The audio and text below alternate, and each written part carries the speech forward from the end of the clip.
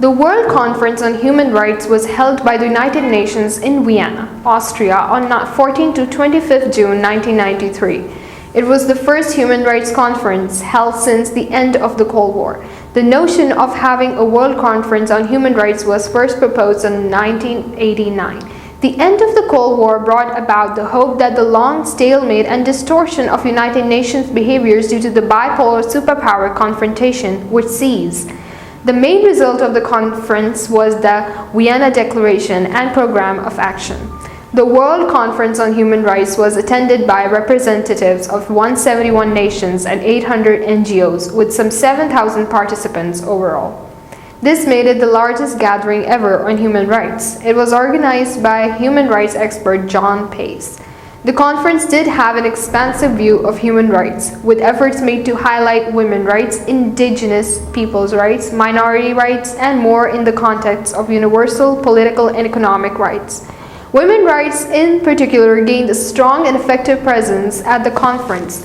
One fall line at the conference was Western nations who proclaimed a universal meaning to human rights versus nations who said that human rights needed to be interpreted differently in non-Western cultures, and that attempts to impose a universal definition amounted to interference in their internal affairs.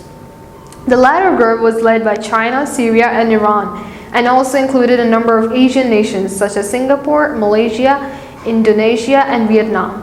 On the opening day of the conference, U.S. Secretary of State Warren Christopher spoke out strongly against this notion, saying, "We cannot let cultural relativism become the last refuge of repression." The key result of the World Conference on Human Rights was the Vienna Declaration and the Program of Action, which was formulated late in the meeting and was adopted by consensus of 171 states on 25 June 1993. While one possible interpretation sees this document as a well-crafted but empty exhortation, it did come to represent as much of a consensus as could be found on human rights in the early 1990s. And it did in fact set new marks in human rights work in several areas. It established the interdependence of democracy, economic development, and human rights. Specifically, it replaced the Cold War division of civil and political rights, CPR, apart from economic and social and cultural rights, ESCR, with the concept of rights being indivisible. That means you cannot take one type of rights without the other. Interdependent, one set of rights needs the other to be realized, and interrelated, that all human rights relate to each other.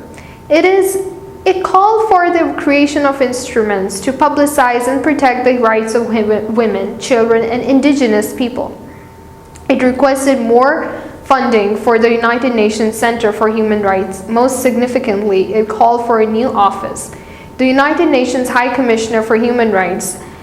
The United Nations General Assembly subsequently endorsed the declaration as part of Resolution 48/121. It also created the post of United Nations High Commissioner for Human Rights on 20 December 1993. By the early 2000s, all of the explicit establishments recommended by the Vienna Declaration and Program of Action had been met in full or in part. The conference also highlighted the importance that NGOs would continue to play the human rights infrastructure.